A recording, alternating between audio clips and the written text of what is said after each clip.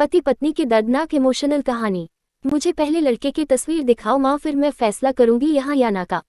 माँ ने रीता की तरफ देखा। अच्छा, हम तुम्हारे लिए क्या कोई अच्छा लड़का नहीं देखेंगे?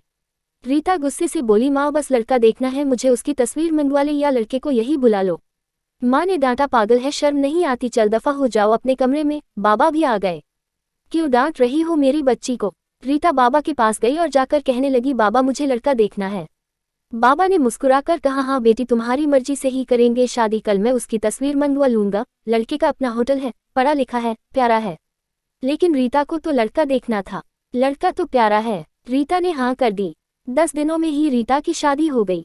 रीता का हमसफर सुशील ऑरेंज मैरिज थी। ना कभी मुलाकात हुई, ना कभी कोई बात, कभी एक दूसरे को मिले भी नहीं। ये ऐसा पवित्र रिश्ता होता है, दो अजनबी एक जान हो जाते हैं जो कभी जिंदगी में मिले भी ना हो। 2 पल भर में एक दूसरे की जान बन जाते हैं। पहली रात थी। सुशील कमरे में आया, हाथ में आइसक्रीम पकड़ी हुई रीता नजरें झुकाए बैठी थी। सुशील ने जब पूछा, आइसक्रीम पूरी खत्म कर दी? रीता मुस्कुराने लगी, वो तो मैं खा गई। सुशील भी मुस्कुराने लगा, बहुत कंजूस हो आप, पहले कहती नहीं खाते और अब देखो सारी की सारी खा गई हो। यह आइसक्रीम 50-50 की थी। रीता सुशील को पहली ही रात शीला ने रीता के पास बैठकर बोला, रीता डॉक्टर ने आपको लंबी यात्रा करने से मना किया, इसलिए मैं कोई रिस्क नहीं लेना चाहता।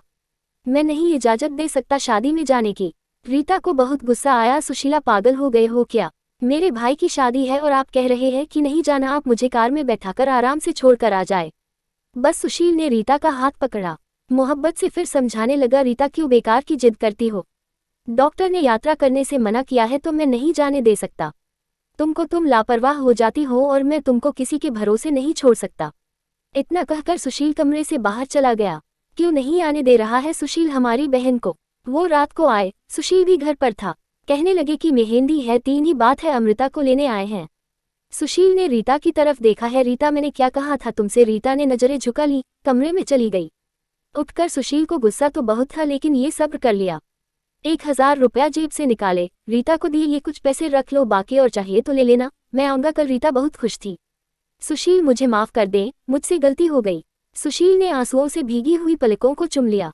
अरे बस बस मेरी जान, रोते नहीं है, बस ऊपर वाले की मर्जी थी, चुप हो जाऊं। रीता खुद को गुनहगार समझ रही थी अपने बच्चे और सुशील का। सुशील समझने लगा, रीता का सर अपनी गोद में रख लिया, चुप हो जाए मेरी सोनी सोनी, रो मत, अब देख मैं तेरे पास हूँ। रीता को लेकर घर चला गया। शादी खत्म हुई, सब घर आ गई। रीता का हाल पूछने रीता खुद पर इल्जाम दे रही थी। मुझे रोका था सुशील ने माँ, लेकिन मैं जिद करती रही, शादी में जाना है। अगर मैंने इनकी बात मान ली होती तो आज शायद मैं अपना बच्चा ना खोती।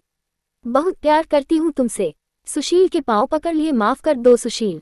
सुशील ने रीता का माथा चूमा, आंसू साफ किया। तुम भी माफ कर दो मेरी जान, मैंने गुस्से में ज्यादा बोल दिया था। बच्चों को सीने से लगाया, सुशील प्यार करने लगा। रीता के भाई और भाभी की आंखों में आंखें डालकर गर्व से बोली, मेरा परमेश्वर, मेरा हमसफर है मेरे पास, आप लोगों का बहुत बहुत धन्यवाद। वो सुशील के साथ घर वापस आ गई।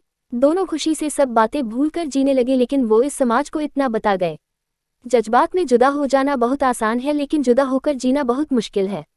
जो धर्म एक हमसफर महसूस कर सकता है वो कोई और नहीं समझ सकता। गलत फैसला लेकर जिंदगी बर्बाद ना करें, ये सब वक्त के साथ बदल जाता है। हाँ, अगर नहीं बदलता तो हम सफर। अगर कोई नाराज है या घमंड में है तो जाओ मना लो, राजी कर लो एक दूसरे को, इससे पहले कि फिर देर हो जाए। अगर मेरी कहानी किसी एक के भी दिल में घर कर गई तो मेरा मकसद पूरा हो जाएगा। आजकल छोटी छोटी बातों पर घर उजड़ रहे हैं, अगर थोड़ी बर्दाश्त कर ले तो ऐसे घर ना उजड़े।